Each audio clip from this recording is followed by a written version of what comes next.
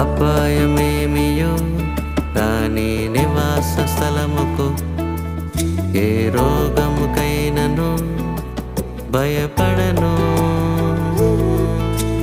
అపాయమేమియో రాని నివాస స్థలముకు ఏ రోగముకైనను భయపడను. నన్ను గూర్చి దూతలకు ఆజ్ఞాపించేను, నా పాదములకు రాయి తగలకుండేను.